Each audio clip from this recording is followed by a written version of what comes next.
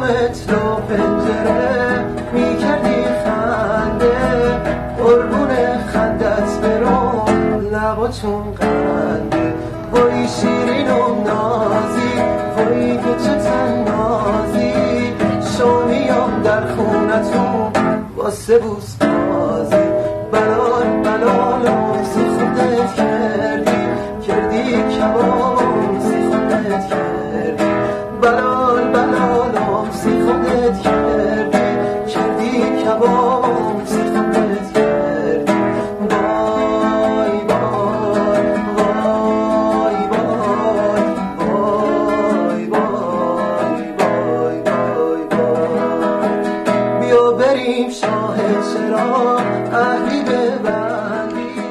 What's up, YouTubers?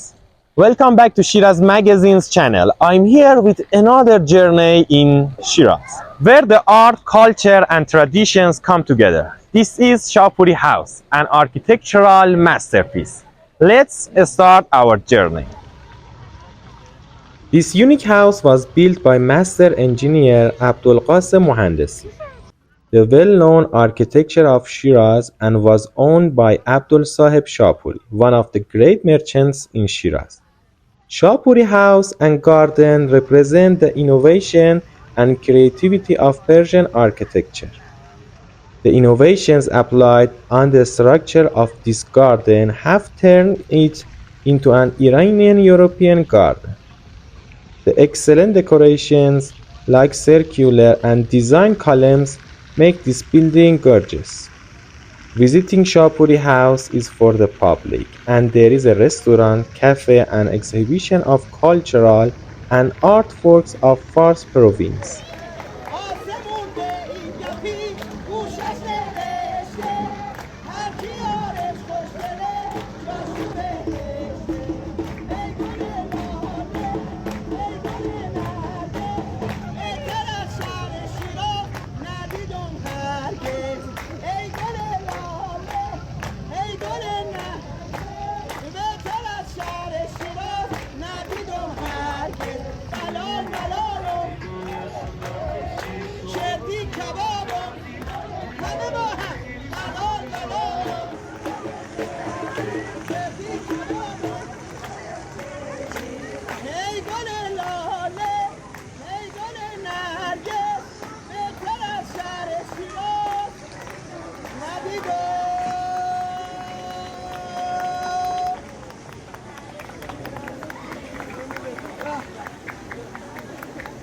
ایشالله که شاد باشید به افتخار خودتون و خانواده‌تون کف و کل و جیغ و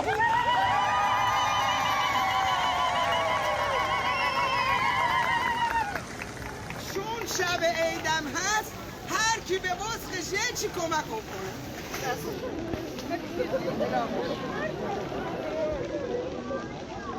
ایشالله که داد بچه‌هاتون نبینید، ایشالله که خود بیمارستان نبینید.